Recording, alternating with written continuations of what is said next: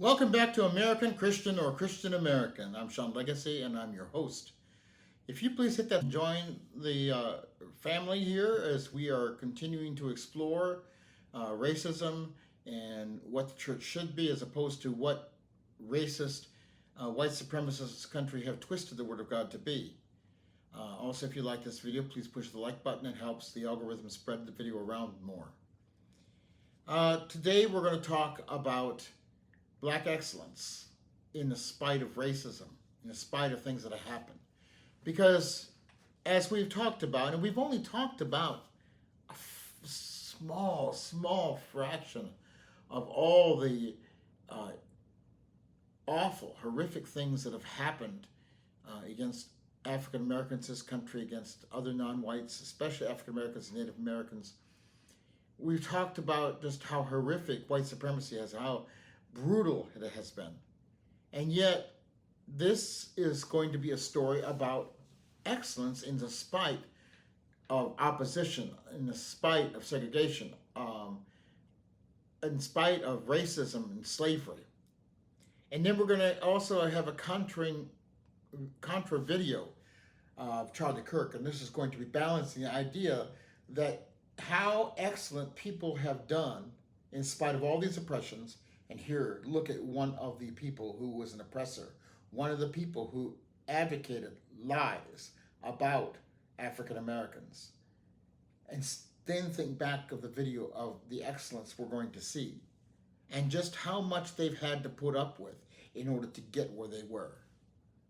So without further ado, we'll look at these two videos and then we'll talk some more. And the communities built from nothing. But what about the families who literally shaped the very foundations we walk upon? This is the story of the McKissick family, a dynasty that transformed generations of skill, pain, and perseverance into an empire of architecture and legacy. The McKissick story begins in West Africa with a man named Moses McKissick I. Skilled in ironworking and building, he was enslaved and brought to America. Even while stripped of freedom, his skill could not be stolen. Like many enslaved Africans, Moses carried with him knowledge that would eventually transform into generational power. He worked in Tennessee, passing down those building skills to his son Moses II after emancipation. Moses II laid bricks, carved wood, and taught his children the trade, not realizing he was planting seeds for a family legacy that would span centuries. By the early 1900s, the third generation was ready. Moses McKissick III and his brother Calvin stepped forward, founding McKissick & McKissick in 1905 in Nashville, Tennessee. At the time, segregation and racism made it nearly impossible for black professionals to succeed. They faced constant rejection. Banks denied them loans, white contractors refused to work with them, and state boards tried to block them from being licensed. But in 1922, Moses McKissick III made history by becoming one of the first licensed black architects in the South. For the brothers, every project wasn't just construction, it was resistance. Their firm quickly became essential to black progress. They designed schools for African American children when white architects would not. They built churches where black families could worship freely. They helped institutions like Fisk University and Tuskegee Institute expand, educating future leaders of the black community. They built courthouses, hospitals, and public buildings that stood as proof. Black craftsmanship wasn't just equal, it was exceptional. Each building was a declaration that Black America would not be erased. It would stand tall, brick by brick. By the mid-20th century, McKissick & McKissick had grown into one of the largest black-owned architecture and construction firms in the country. They secured federal contracts, designed U.S. government buildings, and continued expanding opportunities for black engineers and architects. They weren't just building structures, they were building careers, opening doors for other African Americans who had long been excluded from the field. Today, that legacy continues with Cheryl McKissick Daniel, the great-great-granddaughter of Moses I. She leads McKissick & McKissick from New York City, overseeing billion-dollar projects. Under her leadership, the firm has worked on the Smithsonian National Museum of African American History and Culture, the LaGuardia Airport renovation, and the expansion of Penn Station in New York. Cheryl often says she carries her ancestors with her into every boardroom and construction site. She is proof that what began as survival has transformed into unmatched excellence. The McKissick story teaches us that skills can survive even the harshest oppression. Family knowledge, when preserved, can turn into generational wealth. Dash True Legacy is not just about money. It is about leaving behind institutions, knowledge, and opportunities for others. From West Africa to American skylines, the McKissick show us that resilience, when passed down, becomes destiny. The McKissick family did more than build America's landmarks. They built hope, they built possibility, and they built a story of Black brilliance that refuses to be forgotten. This is Black Dollar and Culture. Charlie Kirk's death has led me to an uncomfortable conversation that I want to facilitate. To my white brothers and sisters, how would you hope your minority friends respond to the celebration of Charlie Kirk's life when he has very publicly said things like this? I live like a capitalist every single day, Shank. I live as a capitalist. Because of DEI, it begs the question, when you see a Black pilot, you wonder, you say, I hope they are qualified. If I'm dealing with somebody in customer service who's a moronic Black woman, I wonder, is she there because of her excellence? And Michelle Obama and Sheila Jackson Lee and Ketanji Brown Jackson were affirmative action picks. They're coming out and they're saying, I'm only here because of affirmative action. Yeah, we know. You do not have the brain processing power to otherwise be taken really seriously. Refer to Asian individuals by the C word, a word too violent for me to even utter. Refer to Michelle Obama and Ketanji Brown Jackson of the Supreme Court, both Harvard graduates, as not having the brain processing power to be taken seriously. Suggested that if seeing a Black pilot, would assume they were a DEI hire. To my white brothers and sisters, I'm genuinely asking, how would you like your minority friends to respond to the celebration of his life? Not to his death, but to the celebration of his life. Charlie Kirk's death has led me to an... So we looked at these two videos, and Moses, this man, he was an iron worker, and then he was captured and brought to America as a slave and continued his trade. He taught his son his trade. The trade was passed down in the family, and that trade led towards going into business, and yet they had a hard time because banks didn't want any kind of attention, but they struggled through. And today we talk about a woman who is leading the company, who has done so many great things, built African American museum, built parts of airports, all these things. And these companies had built schools for African Americans to help educate them, because white society didn't want to educate Black people, because Black people can come up with excellence. And white people, I believe, can be excellent too. But sometimes they're spending so much time trying to keep other people down that they don't spend as much time as they need to be excellent themselves. And after all, it is easier to steal credit for people's inventions than it is to spend the time doing the work yourself. We have to look at how successful they were, and then look at Charlie Kirk. Charlie Kirk asking the question, how should we feel? Now, he's not celebrating his death, but should we celebrate his life? Why would we celebrate his life? He was a man who injected poison into this country. He was a man who spewed hate. He was a man who spent his time tearing people down and making fun and mocking people. He was one of those white people who don't really want excellence on their own merit. He wants to steal the credit for everybody else. Charlie Kirk died at the hand of a white man, the same as it happened for Martin Luther King. It is the white people who did the assassination. And I am what you would consider white. I don't like the term, because the term white has been created because of white supremacy, to make a group of people who are elevated. I am Caucasian. That's what I prefer. But this society calls people like me white. But I don't believe in white society. The evils and the corruptions, the greed and the lies, and claiming God when all they do is twist the word of God into a different shape, into the shape that fits their agenda, not into a shape that pleases God, not into a shape that does God's will, but that does white supremacy's will. In their version of God, you can be wealthy and successful, and as long as you're white.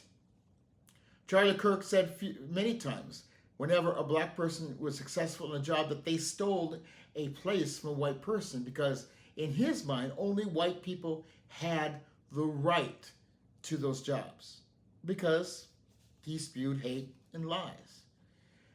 But in fact, as these companies, black companies that contribute towards this country, have helped to make this country better.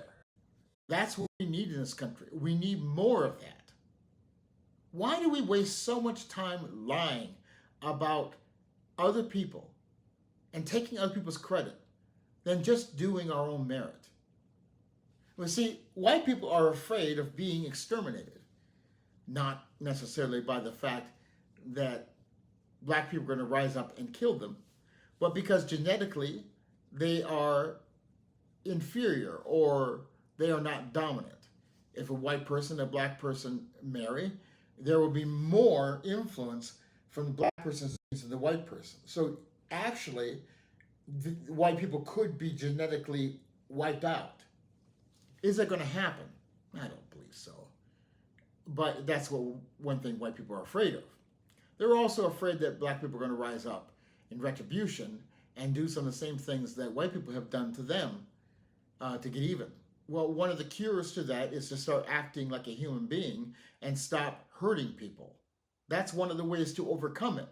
But instead, so many white people still act ignorantly, and they don't study for themselves.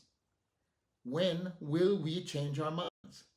This video about this particular family being successful is only one example of many different people. However, there has been less. Why? Because of racism, because of oppression. When the banks won't give you a loan, when this won't happen, you have to work so much harder to get it done. Not because they're less intelligent, but because the opposition.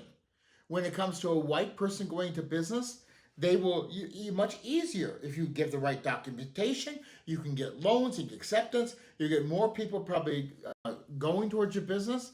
But in the corporate world, racist white company wouldn't want to do business with a black company. Have we come some ways? We have, but it's not gone. It's all over the place. We are struggling with Donald Trump and Charlie Kirk, who's passed now, but we're struggling in the aftermath of him. See, I don't believe in killing anybody, but killing him didn't help in the first place, because it just creates more martyrs. It creates a lot of ignorant people getting up and fighting back and blaming black people for what? A white person, once again, a white person committing assassination. That's the history of this country. White people assassinating other people. They are assassinating black people. They're assassinating white people. It's the white people who have been for these mass school shootings. There is an illness of violence within white society.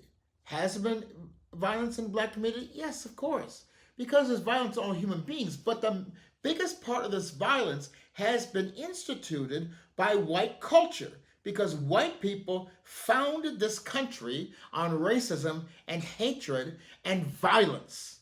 What violence? Slavery for one thing.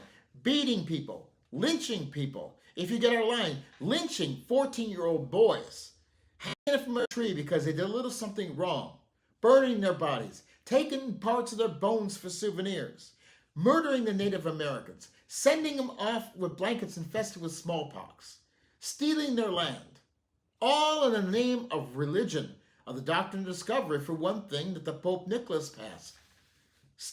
Conquering other people in the land, said, we're expanding a free country. What is it? How can a country be free when it's established on slavery, when it's established on theft, when it's established on murder, when it's established on military conquest? How can the country truly be free?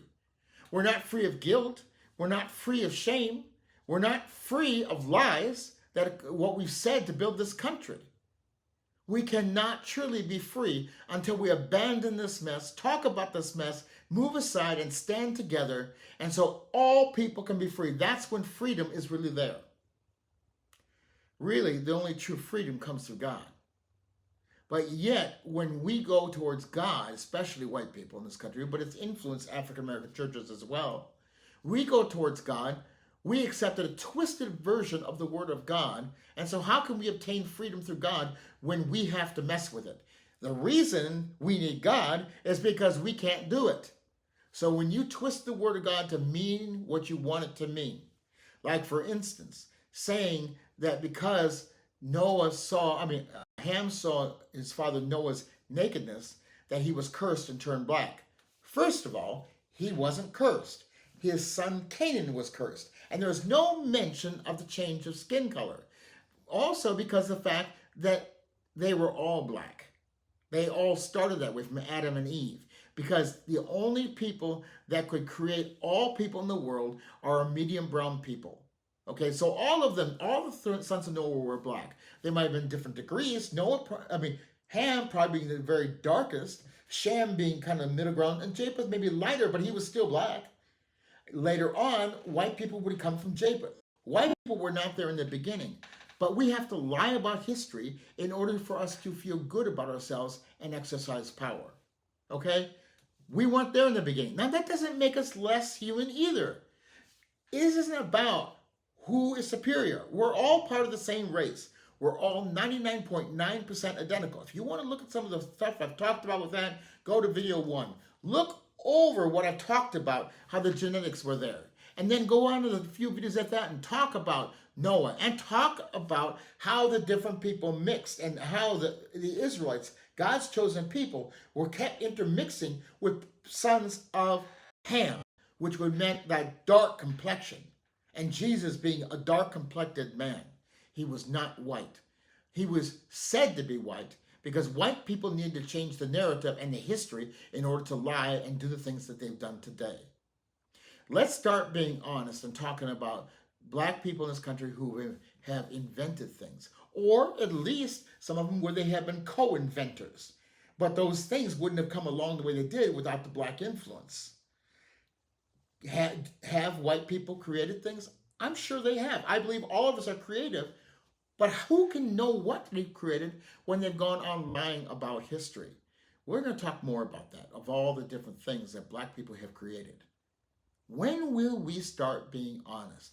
And if we spend so much time putting people down, we have less time to tell the truth and less time to be creative ourselves. Look at the southern parts of the United States. They have spent so much time keeping people down that those states are behind. Kentucky, Mississippi, Louisiana, Alabama. Those states and others are behind. They don't keep up. They have all kinds of problems from the state. They don't spend time building the state up. They spend their time tearing people down, and so they feel elevated because they put other people down, not because they did any work to make themselves better. Since slavery has been gone, many of those states have been in poverty because they don't know how to make wealth outside of owning another human being and having them do your work. When will we do our own work and give credit to people who deserve the credit? And when will we stop admiring evil people like Charlie Kirk? Now, nobody should have killed him. Nobody. It was not within their right to kill him. But remember, it was a white man who did the killing, not black people. But yet black people are getting retribution because of what a white person does. But we have to stop admiring people who are filled with hate. And it looks like his wife is going to take over and be just as hateful and evil as her husband was. And she's going to perpetuate this in her children. Another generation of hateful, evil Caucasian people. But that's not all people who look like me. There are people who can make a difference. There are people who can change. And we have to teach the truth in love and care. Martin Luther King was right, no matter what Charlie Kirk said about Martin Luther King. He preached a non-violence because you can bring people to the fold when you show strength, you show compassion, you show love, and you show a plan for everybody. That's what we need. We need to care about everybody. When will you do that? Where are you? How do you think about this? And when will you start researching more of what black people have done in this country and start giving more credit and be okay with it? Because them succeeding doesn't make you less. And if you consider yourself part of the human family, you can cherish their inventions just like anybody else. Isn't it time? It's long past time. Until the next time on America Christian America.